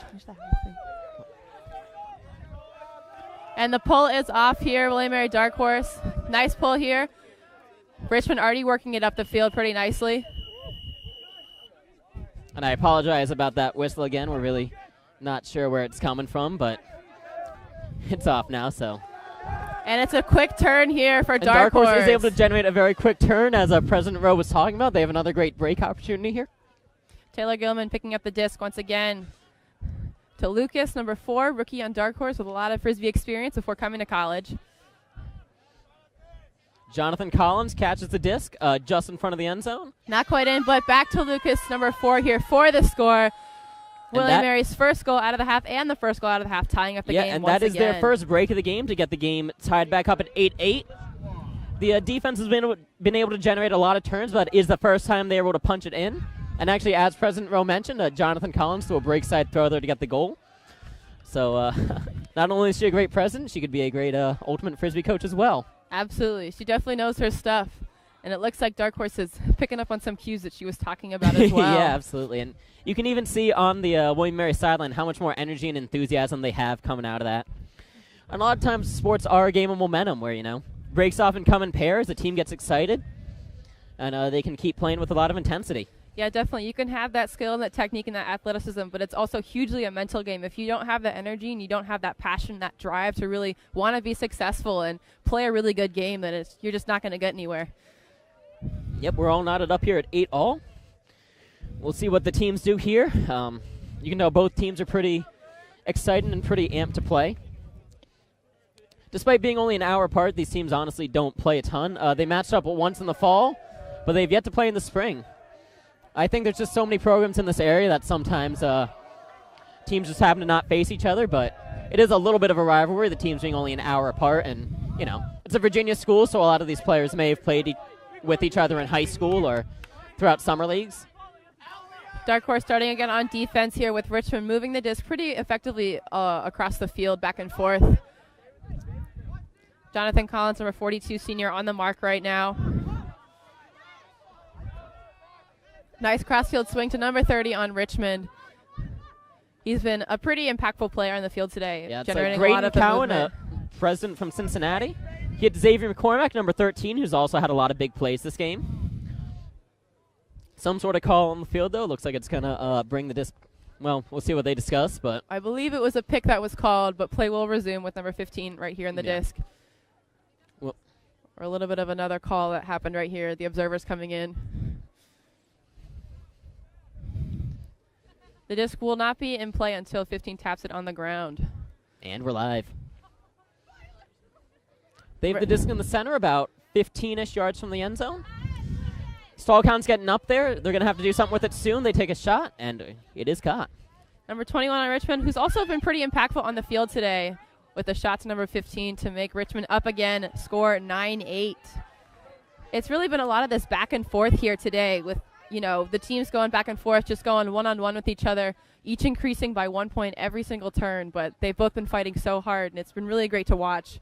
Yeah, and for those of you watching at home, we do just want to give a shout-out to the Tech Services Department. They're the ones who've made this broadcast possible. They're headed by Jeff Herrick with student assistants Liz Holmes, Claire Hogan, and Sean Yu. Without them, this broadcast wouldn't be possible, so we do just want to give them a big shout-out. It's not often College Ultimate gets a live-streamed broadcast, so it's a pretty exciting opportunity, especially when it's a close and exciting game like this one. So William Mary O-line will be making their first appearance this half on this point. That has captains Gus Norbob and Gabe Westergan on the field, hopefully going to make some movements. Their main goal here is just going to be to drive that disc up the field without any turnover and changes in possession and just get a quick score. Yeah, as you might have noticed, William Mary's D-line rotates players a lot more. You've seen, even their lead handlers like Jonathan and Taylor Gilman take some points off, whereas the core of William Mary's O-line sort of stays on every single point. The idea being an O-line doesn't get broken very often, so they really only have to play 1 point, then they get a rest. Whereas hopefully if a D-line's able to generate some breaks, you want to rotate players a little bit just to make sure legs stay fresh. Typically also with new players, it's easier to put them on defensive lines because their main goal is to play defense and not necessarily make really hard throws, which is why you see more rotation. A lot of times freshmen who make the A-teams come in with pretty athletic but maybe not a lot of Frisbee experience. You can kind of take advantage of the athleticism by having them play defense. Looks like a Gus Norbaum started out as a cutter there but quickly gets the disc back. Yeah, thrown by Aiden O'Connell, who is one of Darkhorse's freshmen. Definitely see that interesting change in handlers to begin with, but Gus Norbaum coming back for that disc immediately because he's such an integral part of this O-line right here. Carl Lasker to Gavin with the disc right now, looking to score. And Gabe, number 38 captain, gets the score to tie it up again, 9s for as Megan mentioned before the point, they did exactly what their goal was, work it down the field pretty easily without any turnovers. Not all the throws were super easy for William & Mary, but there was really never a point where it looked like they were panicked or trapped. They were able to confidently and coolly and collectively just sort of work the disc down the field. Yeah, you're not going to have perfect throws every single time in an O-line, but what's really important is that you have this synergy and this energy together, and you're able to react to different movements and communicate so well. And you kind of see that on the field where they're just so easy. They react to each other so easily, and they just kind of can predict each other's movements, and it really is an important thing for this offensive line. Yeah, as we've mentioned before, this game is sanctioned by USA Ultimate, the governing body for Club Ultimate throughout the country, the highest level of college ultimate. So these games will count towards the official standings of the team's record, and the way teams are ranked, every point actually makes an impact in their ranking. So with both these teams fighting for spots at nationals, they know every point counts a lot, just for not just for winning this game, for keeping it close and keeping it competitive. Yeah, absolutely. As Tyler was saying, points are especially important. So whichever team does lose this game, because it is so close and they've both racked up so many points, it will help them in their overall ranking for USAU, because points do contribute to ranking as well. Yeah. If you have a lot of close games, it's going to mean that you are a better team and you're going to be ranked higher than a team that may have a better record than you, but loses pretty significantly by a lot of points. Although having said that, with the intensity both these teams are playing, well, it's a consolation prize. I don't know how happy a team will be to hear that their USAU ranking was helped by a close loss. I think both these teams want to come away with the win, and there's a deep shot that goes off. Can he run it down? He can. And layout score that for was number a fantastic 21 on catch. Richmond. If you're William & Mary, you kind of just have to shrug that one off and say, you know what, that's a great catch. Nothing you can do about that. That handler put a disc where only his receiver could make a play on it. He sprinted as fast as he could, fully extended, got the catch. That might be an ESPN top 10 play nominee. So that was a layout there for number 21 on Richmond. A layout is when you actually will dive for the disc to the ground. Some layouts can be shoulder high, so some players will really commit to catching that disc and jump from standing height in order to catch the disc on the ground. Yeah, that was a very good catch. Really, for the defense, you just have to shake that one off, you know. You can tell Richmond had a lot of energy from that, as they should, because that was a very impressive catch. But if you're the defense, you're kind of okay giving up that throw. There's not a lot of players who can make that catch. So you kind of accept that, yeah, that was a very spectacular catch, and sometimes players are just going to do that. But for the most part, you want to focus on not giving up the easy throws and easy catches, which William Mary did a good job of there. And now the William Mary O-line is back in action, hopefully, to do what they just did a couple points ago and really work it up the field quickly with no turnovers and score that point. So hopefully they can bring that same energy that Richmond just had and score this point right here. They've acknowledged that they are ready to receive the pull. Richmond going to be pulling the disc again, starting out on defense. The William & Mary sideline bringing a lot of energy, chanting and shouting, trying to get their offense hyped up. Again, Gus Norbaum starts out with a cutter. It's Aiden O'Connell and Aaron Groves with the disc. Oh, interesting. Richmond here starting out with a zone defense. We haven't seen this from them tonight. A zone defense is different because instead of guarding actual players, you guard specific areas on the field. It looks like Richmond has some sort of a cup, so those 3 players surrounding the disc, their main goal is to really isolate that thrower and prevent them from throwing anything upfield or too drastic like a huck. Usually you throw a zone if it's windy or if conditions are rough because it makes it harder to get throws off. Like that hammer Gus threw there, if it was windy, would have been a much harder throw, but in the relatively flat conditions, you can get that off pretty easily. Yeah, it looks like Richmond has switched to man because when Mary worked the disc upfield pretty easily in the zone, but that was a beautiful throw right there to Carl, and now Gabe and Gus working it up the field to tie it up once again. O-line does exactly what they needed to do, and that ties up the game 10-10. Really intense right here. Yeah, and I think if you're Richmond, even though that zone was not successful and didn't work, I think they just wanted to try something different, try out a new look. William & Mary's offense has only been broken once, but other than that, it's been able to score every time. So they were saying our man-to-man defense hasn't been great, hasn't been getting what we want to get, so why don't we give something different a shot? And you can't fault them for trying it. We'll see as the game goes on if maybe they try to throw the zone again or if they back out of it, because William & Mary didn't seem to struggle too much with it. Again, these games are played to 15 tonight, so whatever team scores 15 first will be the winner, or it is also a timed game. So if the teams start to approach 10 minutes before the game is supposed to be up, they will enter what's called soft cap. No, there's no soft cap. My apologies. But either the team will have to score 15 or the game will run out, and whoever has the most points will win the game. Yeah, as Megan was hinting at, sometimes tournaments use a soft cap format where maybe 10 minutes before the end of the game you blow a horn, and whoever has the highest score, you play to that score +2. So if the score is 11-9 at soft cap, you play to 13. Since this is a one-off game and not a tournament, the teams have elected to not use a soft cap and simply play to a time limit. However, there's still 50 minutes left, and both teams have 10 each, so unless these points really pick up in length, I suspect one team will hit 15. Which team hits 15 goals first? Your guess is as good as mine, though. Yeah, definitely. As we've been saying, it is a close game, so it could be anybody's win right now. But definitely similar intensity from both teams here. They both really want it, and they're both going to keep fighting for it. Yeah, the pool goes up. Richmond starts with a disc. They have it in the center of their field, about 10 yards in front of their own end zone. Again, number 30 really taking control of the disc here. He's been probably the most consistent handler we've seen all day from Richmond, really working it up the field effectively and having some of the best throws I've seen from Richmond today. Yeah. Richmond has so far been willing to take a lot more deep shots than William & Mary. At this point, they've been pretty patient at the start, but from what we've seen so far, we know they're always looking to take a deeper shot and throw something up if they need to. Nice crossfield movement here from Richmond. And deep throw. And it looks like a D. From number 31 on Darkhorse, I believe that's David Bishop right there, freshman from Arlington, Virginia, who is able to knock that disc down. David Bishop, ironically nicknamed Little Sauce, is probably the tallest member of the team. So if you're going to challenge someone deep, I don't know if he's necessarily the one to challenge with all of his height, but Richmond's been very willing to shoot the disc deep when they have to. So we see or here, when they want to. William & Mary D-line right here trying to work it up the field. D-line handler Taylor Gilman working it up, passing to Jack Helms, number 23, with those bright and usually, orange cleats. Taylor Gilman's usually pretty willing to take the deep shot, but as we've noticed, he is wearing a sling on his shoulder and nursing a bit of a shoulder injury. So I don't know if he's tempered his throws a little bit because of that. Looks like a pick has been called here before the throw come off. So the even though the pick occurred before the throw, since it didn't occur with Taylor Gilman and his defender, it's unaffecting, and play will continue on. Taylor looking to pass it off to Jonathan here. Yeah, Jonathan Collins, also one throw. of the taller players, had to use his height to get that one. Really great movement here from these two D-line handlers. Really getting some movement across the field to swing it back and forth. Yeah, Taylor and Jonathan have been passing back and forth the past few, and they're just going to run the disc as much as they can. Some great movement from there. And a nice deep shot from Jonathan, looking to either Ethan Rue or Clay, and Ethan Rue catches the disc to put Darkhorse in the lead for the first time in a while. They are up 11-10. Very exciting for them here. Let's hope they keep bringing this energy and increase this point lead. I don't remember exactly how those games started. I think Darkhorse started on offense. They traded holds, but Richmond got a break pretty early on, so that's Darkhorse's first lead in a pretty long time. Yeah.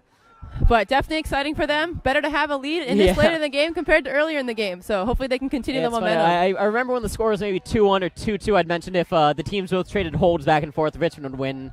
I distinctly remember saying I don't think that's going to happen, and up until that point it looked like it was pretty close to happening. So, so that was some fantastic play from the defense there. A couple of rookies, David Bishop and Ethan Roos, stepped up, generating the turn and getting the score. You can see now Darkhorse has started to tighten their lines up a bit. My suspicion would be Taylor Gilman, known as Apollo, and Jonathan Collins will play every D point, as they are the two leading D-line handlers. Yeah, they're really great for the D-line to capitalize off this momentum here, as they will be playing again. So as Tyler was saying, Taylor Gilman and Jonathan, are those two D-line handlers, are hopefully going to be able to work that magic once again and get a quick turn and work it up the field really nicely as they did. Yeah, on the defense, to a capacity, knows they've done their job. From here on out, if William Mary's offense scores every time they get the disc, William Mary will eke out the victory. I'm sure the D-line would love to get another break or two to try to accentuate the victory and give them a cushion to work with, but Richmond's offense knows they have to score, let their defense get on the field, and generate a turn themselves. Really great cheers here from the sideline, getting involved in the game from William Mary Darkhorse members, trying to keep that spirit and that energy up, which is exciting to see. And William Mary can be pretty good at getting the intensity up and generating turns late in games. The previous showcase game against JMU was tied at 10-all at one point. Oh, uncovered man deep in the end zone. And he catches it for That a was score. a little too easy for Richmond, unfortunately for William Mary. Bit of a miscommunication there. It looked like number 13 was uncovered. Number 13 has been making some really important Xavier plays for McCormack, teams today. Also known as X. He's a junior from Summit, New Jersey. He played for LA Gridlock, a club team out in California in the off-season. He actually tore his meniscus in October, on October 5th, the day before his birthday, which is not the best birthday Pretty present. unfortunate, but yeah. Well, right before that throw went off, I was trying to say the previous showcase game was tied at 10-all, and William Mary got a 15-10 win, really twisting the knife and putting up the intensity. Richmond showed some pretty good resilience there. They didn't let the break get into their head, and they were able to tie it up at 11. But as I said earlier, if William Mary's offense scores every time they start with a disc, they will get the win. But I think if you're the defense, you kind of thrive in this type of opportunity. Richmond's defense knows the game is in their hands, as is William Mary's defense. Whichever defense can get breaks and get turns can win this game. Yeah. And you kind of revel in that type of opportunity. I'm sure we'll see a lot more layouts, a lot more big plays, every player giving it their all. Yeah, and again, William Mary's offensive line is back in action, and they've been doing pretty consistently this half, doing exactly what they need to do, working it up the field with no turns. So hopefully they will be able to do it again and put William Mary back in the lead as they just were. William Mary acknowledges that they're ready to receive the disc, and here goes Richmond with the pull. Great pull here. Gus Norbaum will be picking up the disc this time, back in handler action. Yeah. Looks like William Mary's doing some sort of a play here with a side stack, it looks like. Yeah, Gabe was like cutting deep. Fortunately, does not work. They did start out with all the players on the side. They're kind of isolated Gabe, and then Gabe will take the deep shot. It's got a lot of float on it, though, so we'll see. And Carl Lasker recovers the disc for an amazing catch. Looks like there was a call made, though, however. Regardless of a call, that was an amazing catch from Carl Lasker to recover it on the ground. Yeah, we'll let I think this is one of those where it might be nice to have observers. I think this game's getting intense, and the players will talk about it, but the observers will discuss, and the observers rule it a goal. And they rule the goal, The observers rule it a goal. Carl Lasker successfully catches and completes a score for William Mary, putting them back in the lead 12-11. Yeah, I think when that throw went off, you could kind of see it in Gabe's reaction. He realized that was a lower percent throw than he wanted. It floated a little more than he wanted. A great heads-up play by Carl to get it off the deflection. I think the Richmond players thought it might have touched the ground. The observers, who had probably the best angle to watch the play there, ruled it did not, to make it 12-11 in favor of William and Mary. And that might be another SportsCenter Top 10 nominee. Yeah, you know, what makes really great handlers is being able to make throws that almost seem impossible, but you got to think on the flip side of that, cutters are those people who are going to be able to move into open space and make catches that almost seem like they're completely unattainable. So Carl Lasker right there, great cutter, was able to make use of his field awareness and be able to recover that disc and get the score fully. Yeah, and if you're Richmond's defense, you're obviously this late in the game, you don't want to concede any goals, but you're probably kind of okay with that. You did get your hand on the D, you tipped it. That was a pretty low percentage throw that went off. It was a little bit, I mean, a great play by Carl, but a little bit lucky, I'd say, and Richmond's defense knows that. But on the other hand, this late in the game, no matter how it's scored on an easy deep shot, crazy layout, one goal is one goal. Absolutely, and we're going to have William Mary's D-line back out here again with those two D-line handlers, Taylor Gilman and Jonathan Collins out here. Hopefully going to get a quick turn and make that score even go up more. Great pull here from Taylor. Richmond starting out on offense again. Yeah. They're going to be looking to move it up the field as quickly as possible and get a score off. That's some pretty good float. William Mary's able to get downfield pretty quickly. Great defense here from William Mary, keeping it nice and tight, putting the pressure on, which is exactly what you need to do in a situation like this. Yeah, it's a little bit hectic right now. A lot of players running around pretty rapidly. I think there's a decent amount of tension and nerves going on where everyone knows how important every little throw and catch is. Yeah, you can even feel it on the sideline right here. Players running up and down, following the disc, cheering on, giving advice, and the players on the field definitely can see that too. Yeah, Richmond has the disc at about midfield, working it downfield. Freshman Clay here on the mark, looking across field Stall count's swing. getting pretty high, but they get it off. Taylor Gilman on the mark once again. He's going to put that pressure on right here. Looks like a call has been made. I believe a pick. Yeah, I think sometimes Richmond's offense was a little chaotic, so there can be a lot going on. Picks can tend to happen when an offense gets a little cluttery. So far, though, the chaotic offense has worked for Richmond. And despite the pick, the players discussed and ruled that the player was picked, but he didn't have a play on the disc, so the Richmond player gets to keep the disc. Richmond still maintaining the disc here, trying to move it up the field, getting some nice swings to center it, looking to just get in that pocket and score. Yeah, they're about outfield throw shot. right here. Oh, it's a goal here for Richmond to tie it up once again from number 11, who's made a decent number of goals today. Yeah, that was another great catch from Richmond. They've had some very sticky hands today.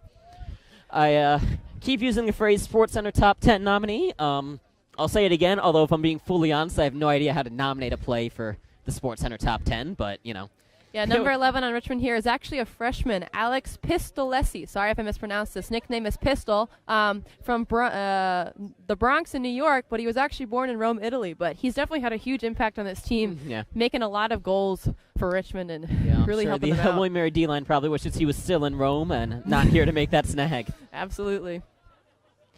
But again, we're going to have William Mary O-line back out in the action.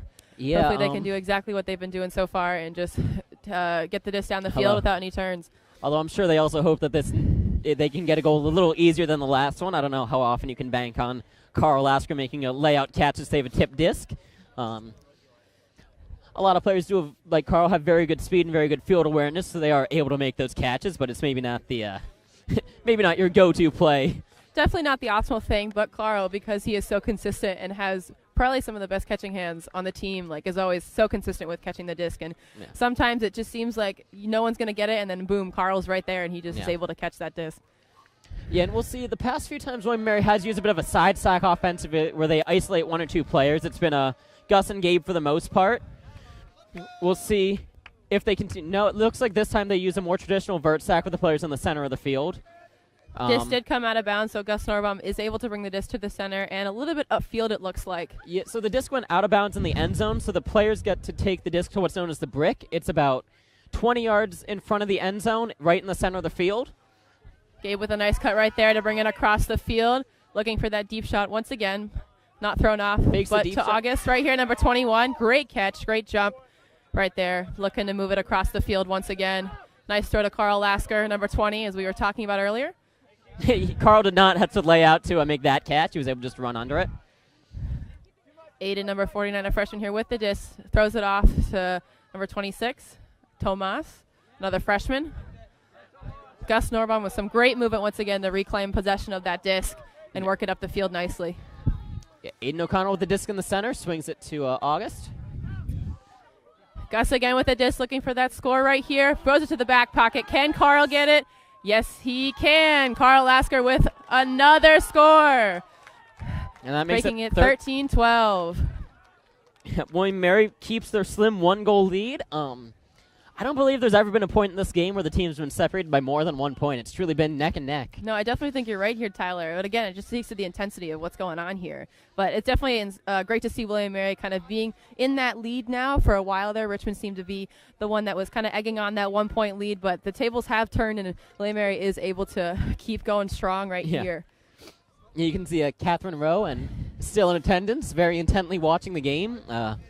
I'm sure she's very busy as president of the college, but with a game like this, how can you leave? Absolutely. Definitely great to have her out here supporting the team and just showing how much she cares about the Ultimate community. Yeah.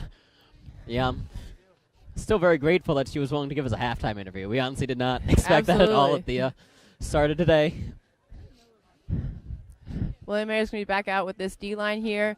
Looks like they've kept a pretty consistent roster. Some changes with the cutters, but Taylor Gilman and Jonathan Collins are still on the line. I think they want their lead 2 handlers out as much as possible. I'm just going to do one more quick plug for Here for the Girls. You can check out their website at hereforthegirls.org. They're a great breast cancer organization that offers support year-round. And they're a fantastic organization. We're very grateful that they helped partner with us to help make this event as awesome as it could be. Yeah, we were able to interview one of the members and executive members of the organization in the women's game, so we really encourage you to check out that live stream and see our interview with her. You can also find donation information on the William & Mary Ultimate Twitter at WMUltimate. Yeah. And now back to the game on the field. Richmond has the disc in the center of the field, about 10-15 yards from their own end zone. Looks like they're running a host stack offense configuration, horizontal stack again, back with 3 handlers and 4 cutters. Host stack is a little more fluid, so if you have a pretty consistent, well-rounded group of players, and another really deep shot goes offense. off. It's a one-on-one. Bryce, freshman William & Mary, able to knock it down and get a turn for William & Mary right here. Let's hope this D-line offense can work it up the field and get a score. And that was Bryce Whitney, another key player who's a freshman for Darkhorse. As we mentioned, Darkhorse graduated about 12 seniors last year, so they wound up taking a large freshman class, which can always cause some hesitation from some of the captains returning players, but the rookies have all been able to step it up and then some. Darkhorse already moving it up the field here with Jonathan throwing it to Josh Singer, JZ Jr. here at the college. Apollo with a great deep throw, and Bryce running down for it. If Bryce catches this, he will make what is called a bookends. Oh, but unfortunately is unable to. And you know what? Okay. That I think between the Richmond player, whose name we unfortunately do not know, and Bryce, that evens the score at 1-1 apiece. They were battling so far at this point, both taking a deep shot, and both times the defense was able to win. Definitely. Great intensity for both of them. I mentioned the term bookends. Bookends is when you start out on defense and you are able to actually create that turnover and change of possession, and then within the turnover score the next point. Oh, looks like a little bit of a trip here from Apollo. Taylor Gilman here. Point scored for Richmond. Yeah, and I Number think the 30. contact was incidental. Taylor Gilman kind of tripped, so he showed some great spirit by not calling a foul. Some players in a close game like this would be willing to would just try to call a foul to, take the goal back. But Taylor Gilman, a graduate student, was able to recognize that 2 players were running. He fell down, and the Richmond player made a great play to catch that disc.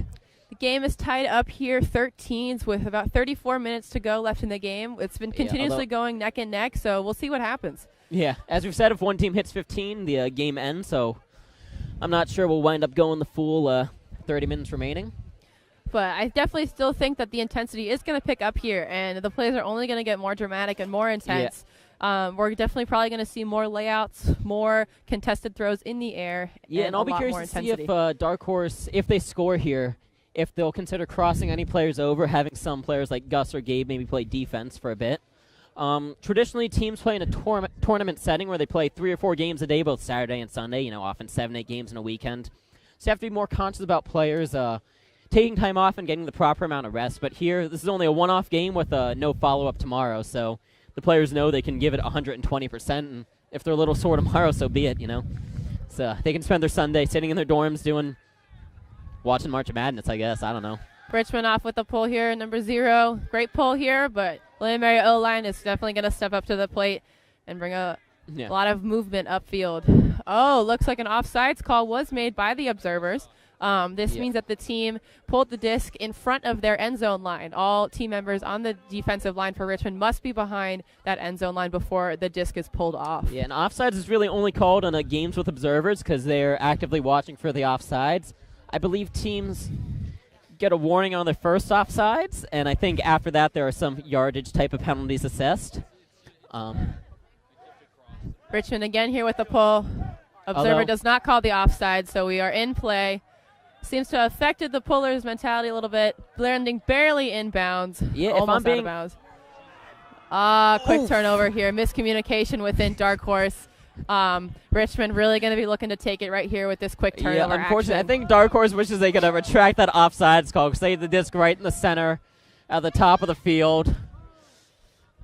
Whereas the intensity is still picking up here. Darkhorse is putting on some of the most hard defense and aggressive defense I've seen all day. Yeah. Really not wanting to give Richmond this point. And a nice, amazing foot block here from Gus Norbaum, captain. And you know what? Gus acts like it's nothing. He just gets the foot block and keeps walking. Doesn't really react. So what happened there was the thrower released the disc from his hands, but Gus knocked it down with his foot, giving William Mary the possession on offense and working the field. Disc upfield already with a throw from Gabe to August Wagner. Completed, number 21. Not completely in, but really close. But Aiden, number 49, makes it a goal. And that was a William phenomenal Mary play by lead. Gus, too. After that quick turn, right at the start, I think William Mary was a little on edge, knowing Richmond had to complete one throw to get the score. Gus Norbaum made a fantastic play to prevent that from happening, and then William Mary took all of 2 throws to get it back down the field for a score. 14-13, William Mary on top. 1 goal from William and Mary gets them the win. Richmond has to hold on offense here and then generate a break. Yeah, Richmond's definitely going to be feeling the heat on this point. But as we have seen, this pattern has been evident for the past couple of points where William Mary does get in the lead, but Richmond is able to catch up. But hopefully William Mary, knowing how serious this point is and knowing the stakes, will be able to put out a line and make some magic happen and win this game. Yeah. Looks like the observers were discussing something quick on the center of the field. I guess they just want to make sure in an intense game like this, the teams stay spirited and keep playing by the rules. Yeah, we did mention spirit of the game is super important, and the observers are here to facilitate that so things don't get a little too intense and teams kind of start getting aggressive with each other. You know, this is a supportive community. It is a positive environment and a great sport, so we want to keep it that way. Yeah. And honestly, of all the crazy layouts and catches we've seen today, Gus Norbaum's foot block there, which he walks off acting like it was nothing, might have been the biggest play of the game because Richmond punches in a goal there. They have that 14-13 lead. Instead, William Mary was able to keep that lead, and that's huge, knowing they only need 1 more goal to get a victory. And Tyler, it looks like you are right here. They have done some swapping between the 2 lines. Gabe, who has typically been playing on O-line today, is now actually on this D-line point. Hopefully he's going to add, and also Carl Lasker, hopefully they're going to add some great skills to this D-line and be able to take that goal. Yeah, I think Carl and Gabe are 2 very athletic players. Carl, one of the fastest players on the team. Gabe, a captain with a lot of athleticism. And Gabe down with the disc. Amazing D right here. But a call has been made. Yeah. So observers are going to come in and see what's up. We'll see what they discuss. It looked like Gabe was able to high point it and get the D, but there was a degree of contact as he jumped up.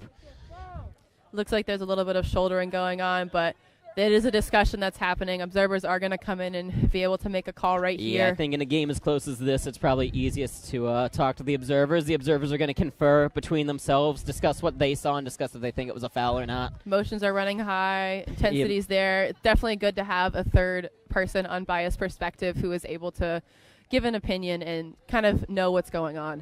Yeah.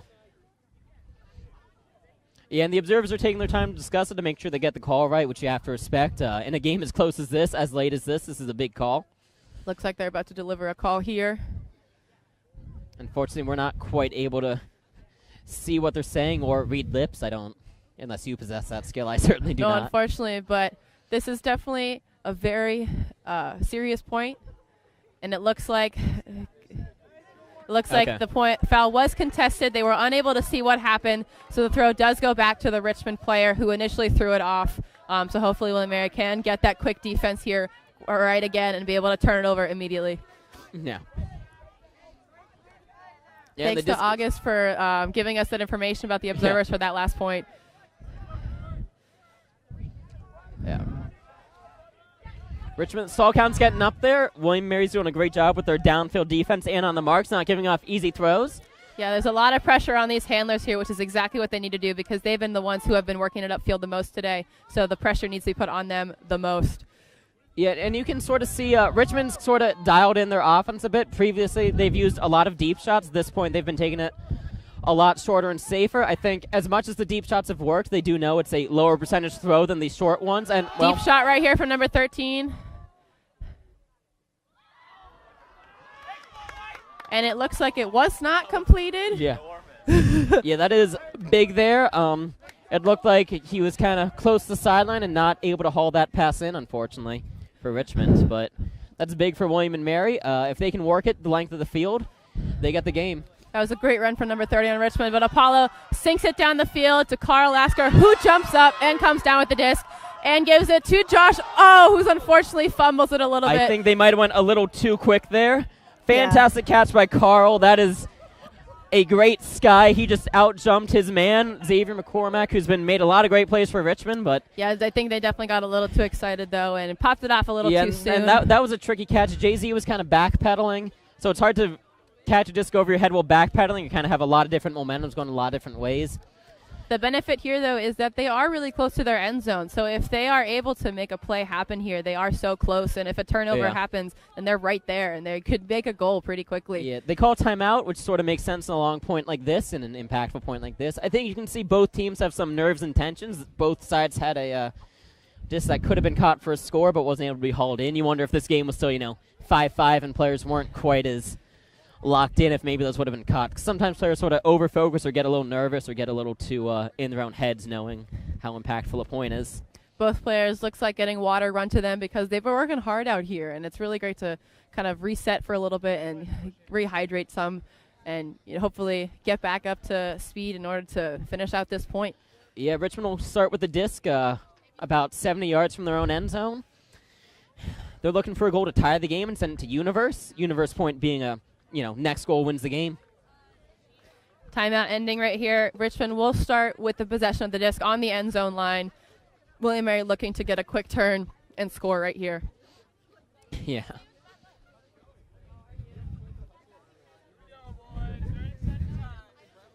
Definitely a lot of enthusiasm and cheering on the sideline here for the William Mary side of things.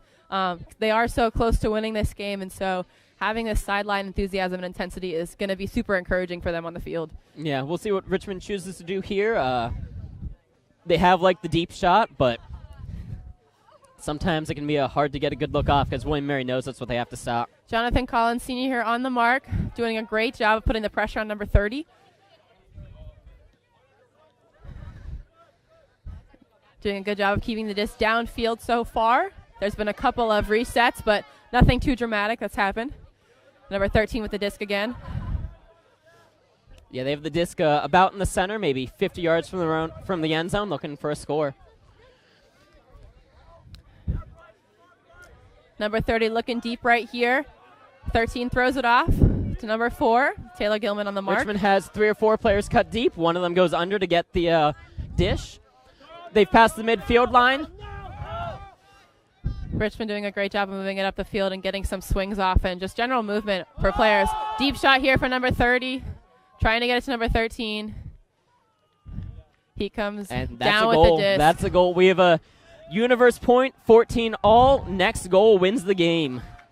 The game timer doesn't really have any impact anymore. It's just whoever scores this point wins the game and comes home with a victory.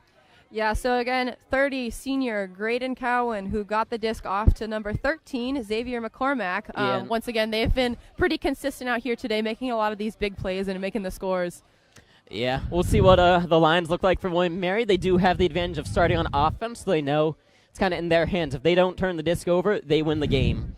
Simple as that. And I think Coach Ethan Downs calling for a timeout right now to do exactly what Tyler's talking about and make this universe line and put out some of the best players here for the most effective position that they're in. Tyler was saying they are starting out on offense, so a lot of their core players like Gus Norbaum, Gabe Westergen are going to be on this line, but I'm definitely sure there might be some crossover between the two lines to really put out the strongest one that they have. Yeah, I'm sure Richmond's going to do the same. They'll talk it over. I think Darkhorse might have a slightly bigger team than Richmond does. They've had pretty set O&D lines, whereas Richmond's had a lot more players cross over between the two lines. These two teams met in the fall. Richmond got the win 11-10 on Universe. I'm sure that's in the back of the mind of players from both teams, really. Richmond looking to repeat that. William Mary trying to use the energy and remembering that to flip the table and turn the script around. Yeah, absolutely. Tyler's brought up a really great point that we see the difference between these two teams. William & Mary has been switching between their O and D lines quite frequently, so some players are only playing every other point, while in Richmond there seems to be a lot more crossover, having some players which seems to be playing for almost the entire game. There's obviously benefits and downsides to each of those things, but what Richmond may be really capitalizing on is keeping those players in the game and keeping the momentum up and just engaging with that so far and not having any breaks so that they can keep this play going. Yeah, and I think that's, again, the advantage of playing a one-off game is those players can play every point because this is the only game. If you're playing 6-7 games in a weekend, you really can't have someone play all, 20-some points, 7 games a weekend, or they'd run themselves into the ground. Absolutely. And I'm sure the timeout here is a great way for them to catch their breath, but also in a game like this, you can feel the energy. I think Megan and myself are both a little nervous ourselves. I'm sure the players on the field are running on pure adrenaline right now. If you were to ask any of them, are you tired? You'd get a pretty definitive, no, not at all. Let's keep this going. Absolutely. It looks like on the William & Mary side of things, they've actually stuck with their consistent O-line, which makes a lot of sense. In this, ever since they got that lead in this part of the game, this O-line has performed really well. They've done exactly what they needed to do, as I've said many times. And it just is the smartest thing to do to keep that line out there because they have that chemistry and they're going to be able to do They've only what's been best. broken once, maybe twice this game, so I'm sure they know more often than not they've been able to generate holds. And they'll keep that up. It is interesting to note Xavier McCornack, number 13, is taking the point off for Richmond. Additionally, so is Grayson, number 30, who has been such a big handler on this game. But they are playing defense, so it is smart for Richmond to put that intensity up there. Deep shot, but it's a turn right here. Great look from William & Mary, but it is a turn, so Richmond will be starting out on offense. I think that disc was coming in at just a bit of an angle, and it was kind of a tough one to haul in because Carl had to jump high. We can already see the speed of this point is picking up. Teams moving so much more faster, my apologies, within this point because the intensity is so high. Richmond's worked the disc about a third of the way down the field. Although the O-line is out, this does not mean their defense is not 100% intense. They are really putting the pressure on right now, playing really aggressively, which is exactly what you want to see. They get an around throw, center the disc, move it back past the midfield line. Gus Norbaum on the mark right now. Good catch by Richmond there. High disc was able to haul it in. Carl Lasker on the mark right here, doing a great job of sealing off.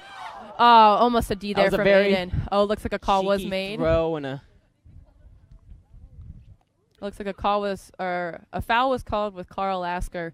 Not sure on which side. Observers coming in to dictate the situation. I think they ruled no foul. Let's play on.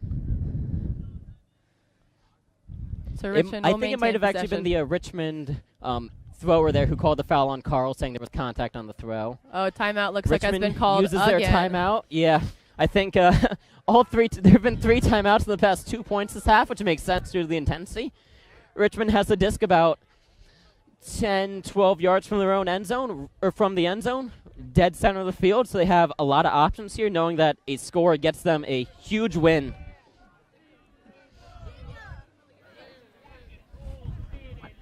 No, it's gone. Yeah, I took it off. Okay.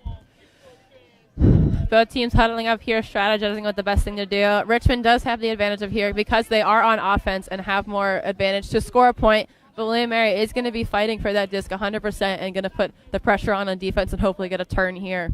Yeah, and I think William & Mary is very aware that every single player on this Richmond team can make a throw from this part of the field to the end zone, so they have to be on high alert. Sometimes that might mean you give up an under or a reset if it means you can keep them out of the end zone. 1 goal ends the game, and in theory, Richmond could be 1 or 2 throws away from getting there.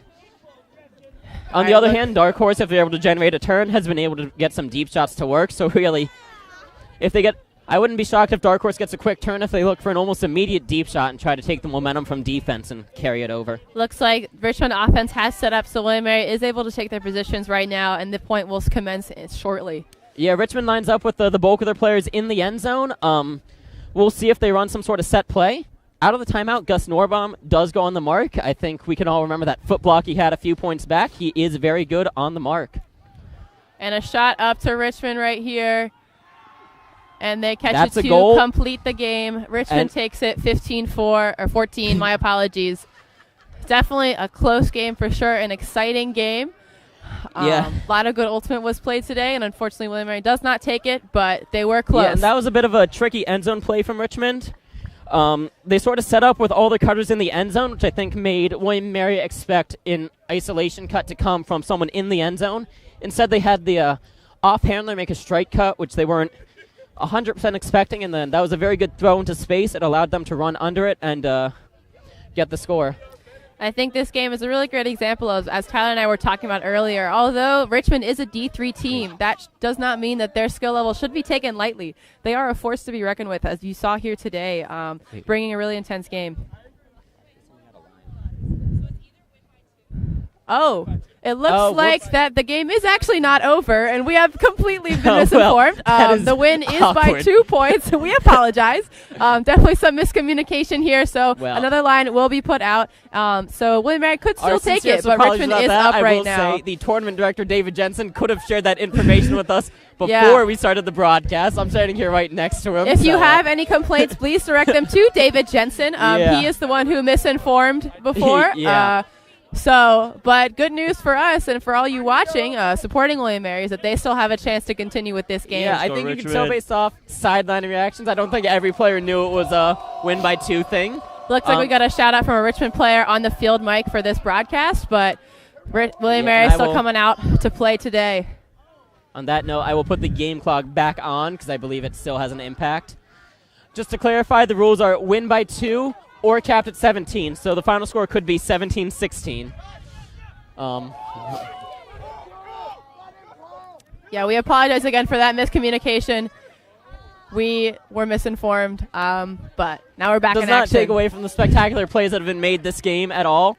And now I guess Richmond has the disc up 15-14, so a goal would win them the game. That might also explain why Richmond didn't necessarily cross all their players over for that last point, because it wasn't exactly a universe point. Yeah, things seem to make a lot more sense now that we've learned that gameplay is up by 2 and not to 15. Deep shot here from Richmond, number 13. Up. And they catch Richmond, number 21, with the goal here to make it 14-16. And I was a math major here at the college. I believe that should satisfy the win by 2 condition. Either way, a very exciting game. Our apologies again for the miscommunication there at the end, but Richmond does get a 16-14 win. The teams will line up to give some post-game congratulations. As we've said, Spirit's a big thing, especially for teams located so close to each other that'll play each other again and again, I assume. Yeah, so these teams will congratulate each other on the game. They will cheer each other on to really promote the spirit of the game mentality. And they really should celebrate it because it was a close game. It was a great game. A lot of great ultimate was played, and there's definitely room for them to go and move up and do really well in their respective divisions this season. Yeah, I think as we mentioned earlier today, Darkhorse's previous 2 losses have both been on Universe. This is only their 3rd loss of the season, and all have been very, very close games, all tightly contested, battles to the end. This is the final Virginia Showcase Series game. Both these teams will be back in action next week. Darkhorse at Easterns in Myrtle Beach, and Richmond's hosting D3 Easterns in their hometown of Richmond. Yeah, and after those 2 tournaments, as Tyler was saying, they do enter their conference championships. Richmond will actually only have regionals, I believe, or sectionals. They only have one competitive division looking for a bid to nationals. Darkhorse is a little bit of a harder journey, having to pass through sectionals and regionals in order to earn a bid to nationals. I'm sure as much fun as this game was to watch, I'm sure both these teams are slightly relieved they don't have to play each other again after a game like this. It took everything they had. I'm sure both teams, Darkhorse might walk away a little disappointed about the final result, but they did do a lot of good things on the field. Richmond has to be very happy. That game was 14-0, and they got back-to-back breaks to get a win. Not that I'm sure they also will grow and develop from this, take away certain things they wish they'd done better, but Richmond has to be very happy with their performance today. I'd say, based off the rankings, this result was a little bit of an upset and probably not one people necessarily expected. I think people thought it'd be a close game, but William & Mary was the slight favorite. Not that there's really, Vegas odds for Ultimate Frisbee. Yeah, absolutely. We want to thank all of you who have been listening to our broadcast today, and for the fans who have come to cheer on the teams on the sideline for both the women's and the men's games. Yeah, again, it's headed up by Jeff Herrick with student assistants Liz Holmes, Claire Hogan, and Sean Yu. And that's our IT department who came out and was Tech able to make services this department. live stream possible. We'd really like to thank them for all their support, especially with the technical difficulties we were experiencing today. We are going to have a special acrostic poem reading from William Mary Hucker Complimentary right here on the field mic. She's going to be showing her support for her brother team. D, dashing. A, amazing. R, respectful. K, kind. H, hearts. O, Not a lot of H words out there. outstanding. S, R, respectful again. S, super great. E, everything that we love and more. We love Darkhorse. That was my Okay, acrostic I poem. think Thank that'll. And that was Thank Complimentary. you all again for tuning in. I think we'll be checking out here tonight. Yeah. Sis, Megan, and Tyler signing off. Thank you so much for tuning in. Yeah.